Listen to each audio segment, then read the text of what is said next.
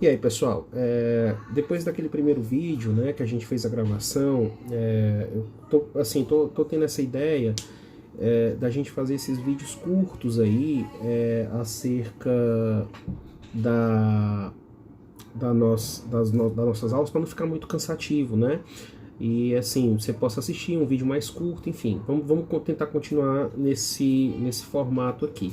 Então a gente vai dar seguimento. Eu estava falando, até essa primeira aula, eu estava falando com vocês sobre os princípios, né, os princípios expressos. É importante lembrar que o direito administrativo ele é muito rico e ele tem não só esses princípios expressos aqui, né, o legalidade, impessoalidade, moralidade, publicidade e eficiência, mas você vai encontrar também no âmbito da administração pública princípios implícitos, que são aqueles que não estão expressos no texto constitucional, estão em leis esparsas, porque o direito administrativo ele é um âmbito do direito, um ramo do direito, perdão, que não é codificado, né? Assim, diferente do que acontece com o direito penal, o direito civil, você tem o Código Penal, o Código Civil, você não tem o Código Administrativo. O direito administrativo, ele é formado por um conjunto de leis esparsas, tá certo?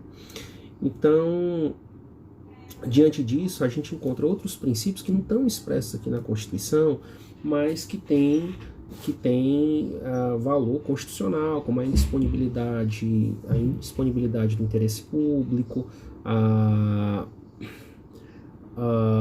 que eu poderia mencionar finalidade, razoabilidade, proporcionalidade, né? Entre outros desses princípios que são caros, importantes do direito administrativo, né? E que vão aí ter muita relevância, tá bom? Então, dando continuidade, a gente falou do princípio da legalidade, falamos do princípio da impessoalidade, terminamos aquela primeira parte com a moralidade, né? E aí, na sequência, nós vamos trabalhar a publicidade, tá certo? Publicidade. E aí, publicidade é muito importante, porque a partir do momento que existe publicidade, é que a gente toma conhecimento, pelo menos conhecimento oficial, tá certo? Dos atos praticados pela administração. Vejamos alguns exemplos, tá? Uma lei, tá certo? A lei, ela é lato sensu, um ato administrativo. Então, assim, a obrigatoriedade de nós cumprirmos determinada lei, ela existe a partir do momento que aquela lei é publicada no Diário Oficial. Aquela lei é publicada no Diário Oficial, tá certo? Presume-se que todos nós tenhamos conhecimento, porque essa é a publicidade oficial que é exigida, tá? E aí, a partir dessa publicidade, a partir dessa publicação no Diário Oficial, é que ela passa efetivamente a produzir efeitos, tá certo? Efeitos concretos. E aí é onde nasce a nossa obrigatoriedade do cumprimento dessa legislação. É através da publicação que nós podemos conhecer inúmeras situações que podem ser questionadas. Por exemplo, publicação no Diário Oficial de um extrato de licitação, que o poder público abrir uma determinada licitação, para que todos ali que estejam reúnam as características daquele procedimento licitatório, que é quando o poder público vai efetivar a compra de materiais ou a aquisição de serviços, né? Então, a partir daquele momento, você sabe que está aberta ali uma licitação, uma possível realização de uma obra pública, tá? E é a partir como eu disse para vocês, por força da legalidade, a ação, o agir da administração se dá mediante atos, tá certo? E por força desses atos administrativos, esses atos precisam ser publicados, porque se eles não tivessem a obrigatoriedade de serem publicados, né, a gente estaria diante de atos secretos, por exemplo, né? E isso iria na contramão do que é a publicidade, tá certo? Só a gente que a publicidade, ela também, assim como inúmeros outros princípios constitucionais, ela não se reveste de um caráter absoluto, tá certo? A publicidade, ela pode sofrer restrições, tá certo? Por exemplo, se uma determinada questão ela é relevante para a segurança nacional, um determinado ato administrativo, um determinado documento que é importante para a segurança nacional, por óbvio, ele não vai ser exteriorizado através do Diário Oficial, tá certo? Então, essa é a ideia da publicidade. A ideia da publicidade é o conhecimento desses atos praticados pela administração, que comporta exceção. E nós tivemos uma importantíssima evolução dentro dessa política de publicidade, que foi a sanção da Lei de Acesso à Informação. A Lei de Acesso à Informação, ela facilitou muito, tá, o conhecimento, nosso conhecimento através de atos praticados pelo poder público, inclusive ali a lei equacionando um determinado tempo em que mesmo atos secretos ou ultra secretos tenham o seu sigilo somente por um determinado período de tempo, tá certo? Não havendo mais aquele sigilo para sempre, mesmo em atos considerados, tá certo? Ali revestido de algum caráter sigiloso, tá? Eu mesmo digo para vocês que quando eu estava fazendo a pesquisa da minha dissertação de mestrado, eu precisei de uma informação da Câmara dos Deputados e eu fiz o pedido diretamente à Câmara dos Deputados, eles me forneceram essas informações e eu usei como fundamentação do meu requerimento administrativo justamente essa lei de acesso à informação. Então, muito importante para essa dinâmica da publicidade na administração. O último desses princípios expressos que nós vamos estudar é o princípio da eficiência administrativa, tá certo? O princípio da eficiência, ele não está... Muito cuidado com isso, tá, gente? Muito cuidado, porque eu já vi perguntas em provas no sentido de questionar assinale a opção em que os princípios abaixo, em que os princípios abaixo estavam originariamente previstos no texto constitucional. E aí é o cuidado que a gente tem que ter. Quando a Constituição foi promulgada em 5 de outubro de 88, os princípios expressos que estavam lá, os originais, tá, eram a legalidade, impessoalidade, moralidade, publicidade, tá bom? Publicidade. O que acontece é que desde a década de 90, a administração pública, sobretudo no ano de 98, 99, tá? A administração pública passou por inúmeras reformas, tá certo? E aí é onde está a emenda 18, emenda 19 na Constituição Federal. Essas emendas, só para vocês terem uma ideia, eu até tenho um livro aqui, tá? Para mostrar para vocês, ó.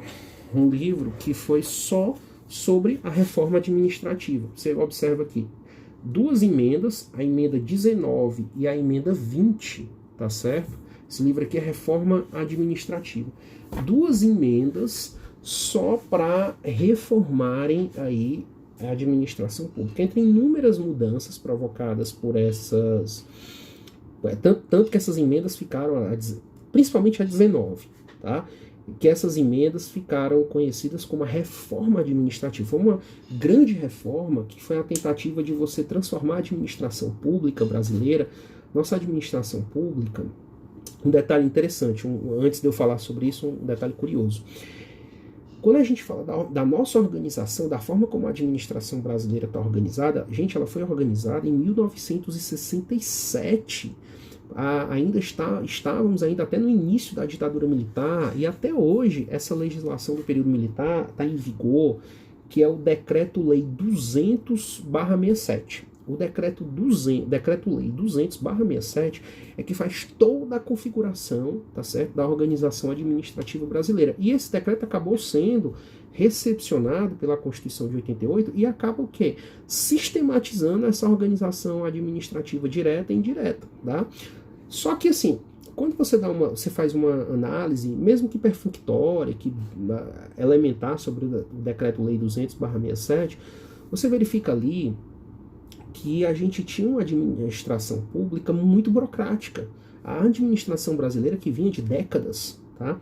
Ela era muito burocrática. E a partir do início dos anos 90, com os novos modelos econômicos que foram implantados sucessivamente pelos governos que saíram vencedores do sufrágio, das urnas, e aí eu diria dois principalmente, a vitória nas eleições do presidente Collor, tá? Que iniciou seu mandato em 90, e posteriormente do presidente Fernando Henrique Cardoso, que iniciou o mandato a partir de 95, eles tentaram implementar um modelo econômico neoliberal e esse modelo chocava muito com a nossa administração pública, que era uma administração burocrática. Então a ideia desse princípio da eficiência, que veio com a reforma administrativa, era fazer a transição, tá, de uma administração pública burocrática para uma administração pública gerencial. É tanto que, para os senhores terem uma ideia, tudo isso facilitou, inclusive a partir de 98, que a gente tivesse política de privatizações, tá certo? E esse princípio que veio com a emenda 19 foi o princípio da eficiência, tá bom? O princípio da eficiência veio para tornar a administração pública mais ágil, mais célere e tirar aquela ideia daquela administração burocrática, que nada acontece, que não se faz nada. Agora é lógico, né? A gente tem que saber que não basta um princípio estar esculpido no texto constitucional. São necessárias políticas públicas para que esse princípio, tá certo, ele possa sair do texto, né? Se concretizar, se tornar efetivo. Outro dispositivo que vem nessa linha da eficiência, que foi incluído pela emenda 45 de 2004, levou até a eficiência, nem precisava, até uma crítica de alguns escritores, né, de alguns doutrinadores, no sentido de que nem era necessário esse princípio, porque a eficiência já está na administração pública. Mas a ideia de eficiência buscada foi levada até para o âmbito de direito e garantia fundamental, que é o último inciso do artigo 5º, que é o 78, que traz aquela informação de que a todos os litigantes em processo judicial ou administrativo é assegurada a razoável duração do processo. O que é isso, senão aquela busca pela eficiência processual, em termos de celeridade, né? Então, isso também veio aí a reboque, tá certo, da reforma administrativa. Pois bem, diante disso, pessoal, dessa busca pela eficiência que a gente sempre vê, mesmo quando a administração vai adquirir um produto, um serviço, ela sempre vai buscar sempre o que é a melhor técnica, o melhor preço dentro do âmbito do processo licitatório, tá certo? Que é a ideia de que a administração vai, ao adquirir isso aí, o que a chamada vantajosidade, né? A vantajosidade para ela, nessa linha, tá? Nessa linha da eficiência.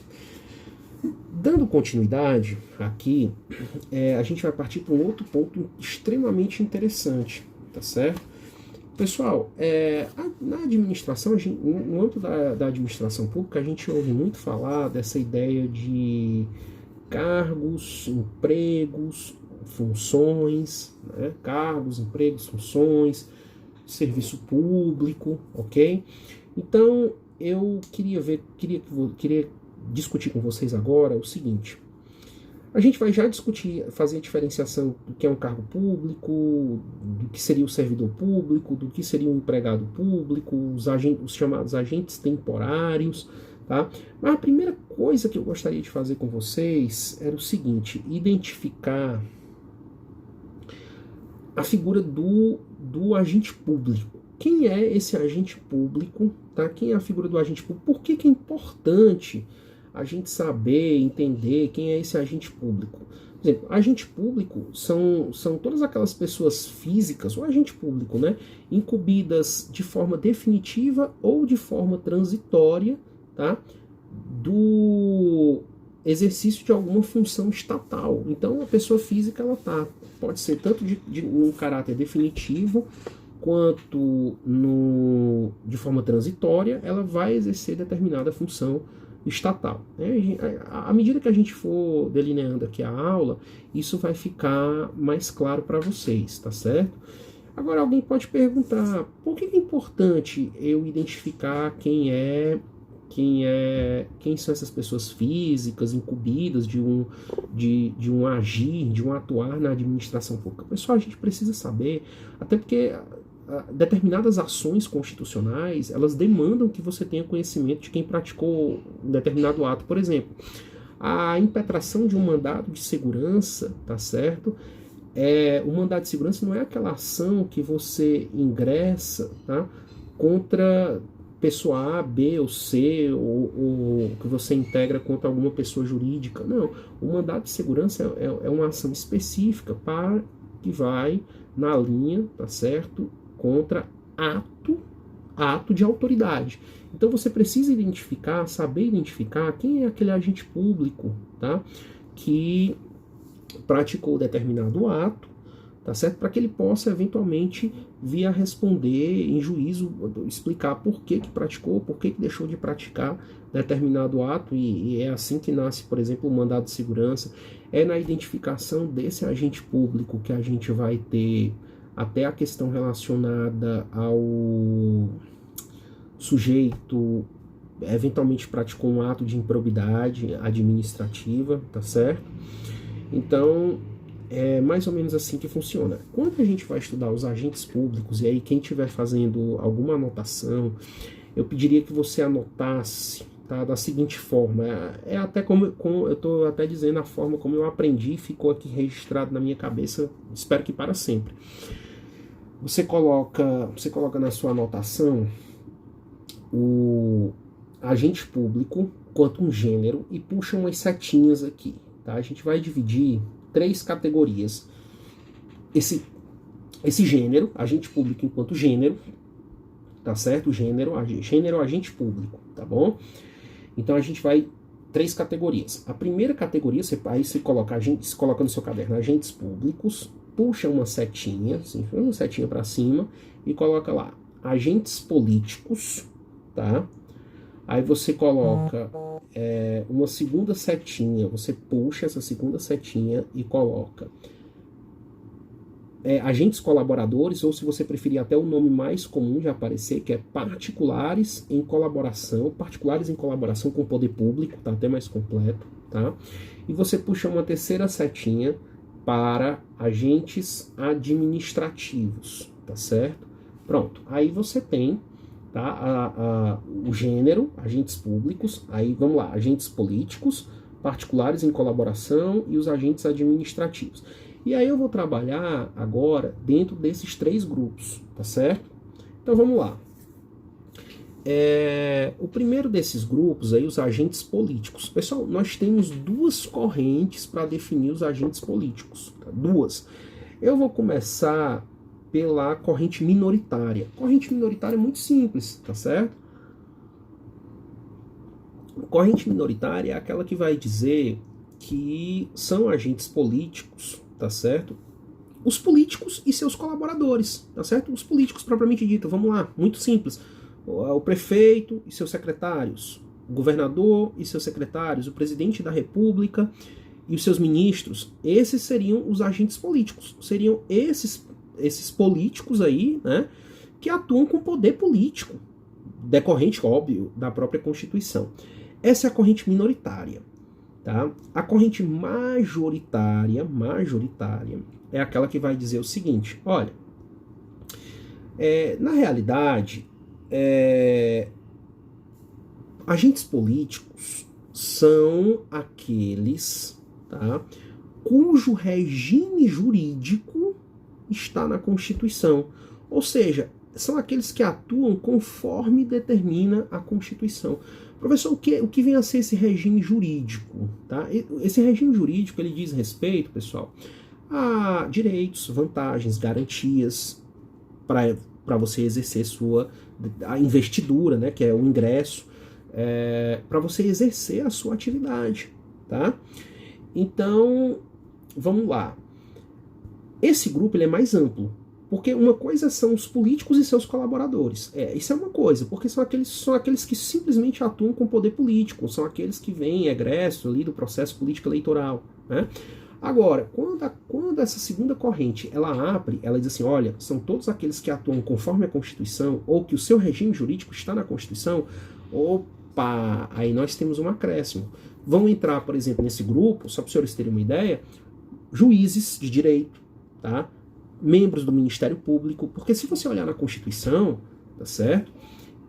Esses agentes, eles têm o seu regime jurídico na Constituição. Fica facilmente identificável. Se você olhar o artigo 93, diz como é que você ingressa no Poder Judiciário, mediante concurso público de provas e títulos, coloca lá o processo de vitaliciamento do juiz após 3 anos de exercício, coloca a questão relativa às garantias da magistratura, né, a inamovibilidade, a própria vitaliciedade, redutibilidade do subsídio, coloca o que acontece quando o juiz deixa a atividade judicante, que ele tem que ficar no período de quarentena, né, expressãozinha bem comum nos dias de hoje, ele tem que ficar no período de quarentena, não pode advogar no mesmo tribunal por 3 anos, tá certo? E tem ali a forma da sua promoção, que se dá por antiguidade ou por merecimento, tá certo?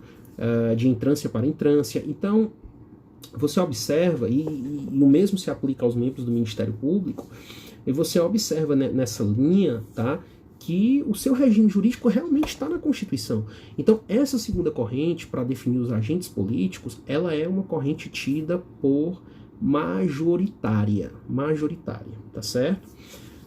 Beleza. Então, agora vamos para o segundo grupo dos agentes públicos, né? Agentes públicos gênero, aí a gente puxa uma setinha, agentes políticos, vamos para outra setinha, que são os particulares em colaboração. Os particulares em colaboração, o primeiro grupo que eu destacaria seriam os delegatários. Tá, o nome já está dizendo, né, gente?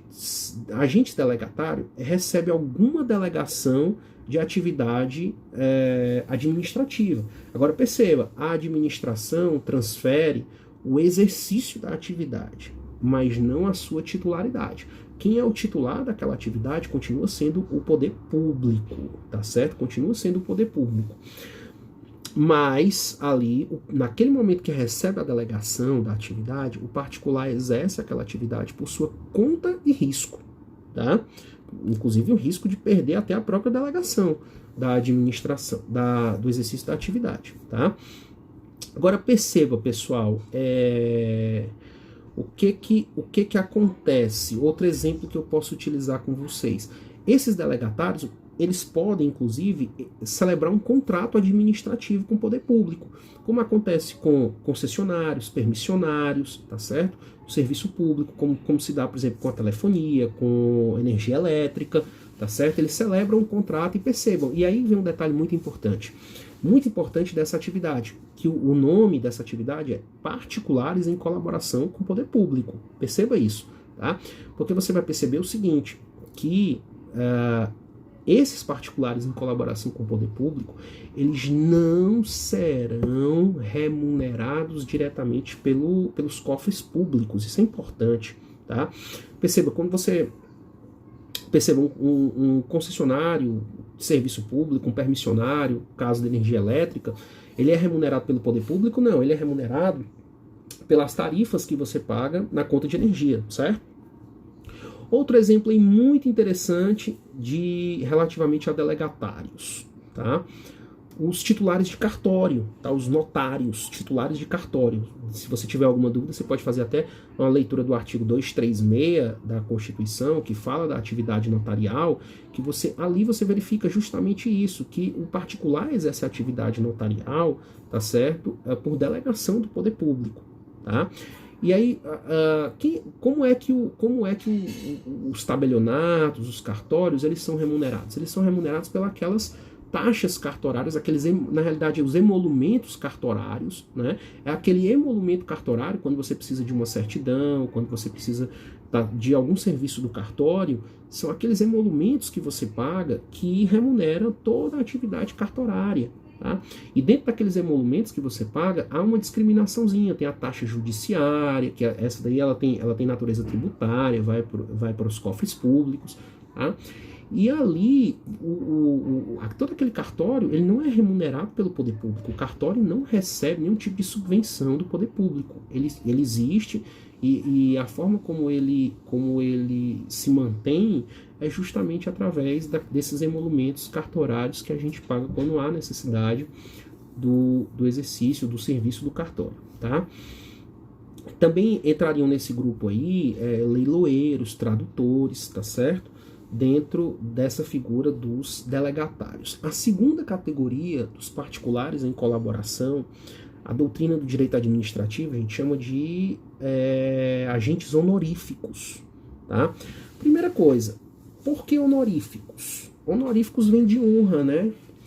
Honoríficos porque se trata daqueles agentes, tá, que exercem relevante munus público, ou seja, atuam com honradez, com honrabilidade no exercício de uma importante atividade pública.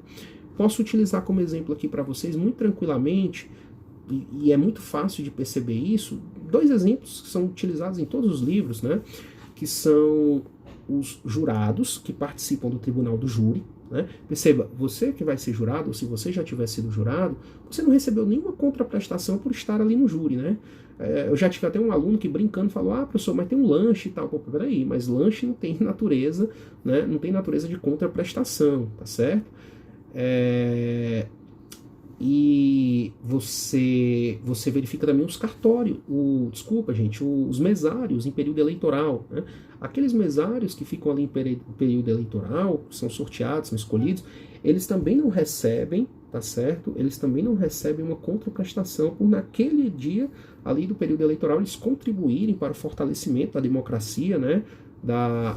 Das eleições, mas eles não recebem uma contraprestação, eles simplesmente atuam ali com a relevante munus público, caracterizando essa figura dos agentes honoríficos. Depois dos honoríficos, a gente vai ter os chamados agentes voluntários, tá certo? Quem são os agentes voluntários? Muito importante isso, tá? Voluntários são aqueles que atuam por vontade própria, que resolvem colaborar, tá certo? Com a administração assim, de forma muito voluntária. Tem um exemplo, eu utilizo esse exemplo há muitos anos, nunca mais eu vi na televisão, mas não sei se alguém vai lembrar, né? Vocês são muito jovens, mas há muito tempo atrás passava um comercial, era até o Tony Ramos que estrelava esse comercial, que era o comercial do Amigos da Escola, tá? O que era o Amigos da Escola? Esse é um exemplo muito interessante de agentes voluntários. Amigos da Escola eram simplesmente pessoas do bairro que colaboravam espontaneamente, esse é um aspecto muito importante, espontaneamente, tá? Lembra, né? A espécie lá é particulares em colaboração com o poder público. Então, você que atuava de forma voluntária com o poder público, ali, aquele grupo do bairro ali, as pessoas que iam, de repente, pintar, reformar a escola, né? Você estava espontaneamente, porque o seu pensamento era, uma escola melhor se falta recurso e tal, mas vamos nos unir aqui, vamos reformar a escola, pintar, trazer uma pintura nova e tal. Então, você está o quê? Espontaneamente colaborando com o poder público, tá certo? Esses são os agentes voluntários. Pessoal, quando você visita a doutrina administrativa, ele já parte para uma outra categoria de particulares em colaboração, que são os credenciados, tá certo? Mas antes, eu quero fazer uma observação aqui. Tem uma autora, é porque vocês não tiveram aula de direito administrativo e não estão familiarizados com a doutrina administrativa e tal, mas tem uma professora que em direito administrativo tem muita coisa que só ela escreve, tá? Mas assim, quem de vocês de repente estiver estudando com uma banca de concurso público, tem bancas que usam o livro dela, então às vezes até por força disso a gente acaba se obrigando a conhecer um pouco do que ela escreve. É uma professora chamada Maria Silvia Zanella de Pietro, tá? A professora Maria Silvia Zanella de Pietro, ela cunhou, tá? Mais uma categoria de particulares em colaboração que é muito parecido com os voluntários, tá? Muito parecido, que são os gestores de negócios. Gestores de negócios, tá certo? Professor, o que é gestores de negócios? Pessoal, tudo que eu falei para os voluntários se aplica aos gestores de negócios. Professor, então não tem nenhuma diferença? Tem uma diferença sim, tá? Os gestores de negócios, tal como os voluntários, atuam voluntariamente, espontaneamente com o poder público. A diferença dar-se-á no momento dessa colaboração. Enquanto os voluntários, eles atuam, auxiliam o poder público espontaneamente, a qualquer tempo, a qualquer momento, ela vai dizer o seguinte: olha, se tiver um particular que vai colaborar com o poder público numa situação emergencial, de urgência, tá certo? De emergência, a gente dá o nome a esse particular de gestor de negócio. Então, o momento que a gente está vivendo é até um momento muito, muito peculiar, muito típico em relação a isso, tá? Vamos imaginar que alguém aí, um médico, por exemplo, tá certo? Ou uma enfermeira, e a gente está vivendo esse momento de isolamento social, quarentena, tá certo? você não trabalha num hospital público, tá certo? Portanto, você não é servidor. Você trabalha no seu consultório ali, clinicando e tal. Mas você vem nessa situação de pandemia, aí que tá, você diz assim, não, eu vou espontaneamente aqui, eu vou colaborar com o poder público, é uma situação de urgência, é uma situação de emergência, eu vou atuar com o poder público, eu vou colaborar, tá? Como você está colaborando num momento de urgência, tá aí, o isolamento social, tá? A Zanella poderia, assim, a doutrina te chamaria de voluntário, porque você está voluntariamente atuando ali, o poder público não está recebendo uma contraprestação por causa disso, tá certo? Mas a Zanella diz que você te rotula naquele grupo de, não, você é um gestor de negócio, porque o momento que você está atuando é um momento de emergência, de calamidade, enfim, tá certo? E aí você é um gestor de negócio. Tá bom. E aí sobra aqui também pra gente a figura dos credenciados. Quem são os credenciados, tá certo?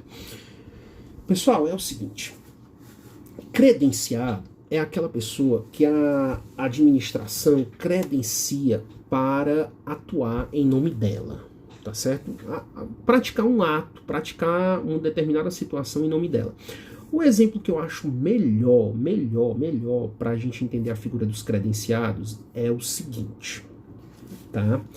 Esse meu exemplo aí, eu acho que até que eu vou ter que pensar num novo exemplo, porque nesses tempos modernos de processo virtual, esse meu exemplo ele nem cabe mais muito. Até cabe, né? Vocês vão entender aqui porquê, mas eu acho que eu vou ter que pensar em novos exemplos.